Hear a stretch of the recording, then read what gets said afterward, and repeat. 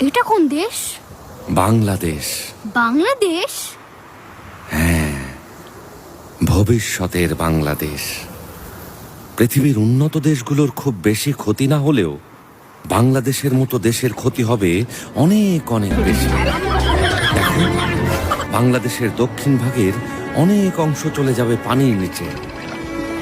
সেখান থেকে সরে যাবে প্রায় 3 কোটি মানুষ। কিন্তু কোথায় যাবে এত মানুষ? দেখতে চাও? চলো।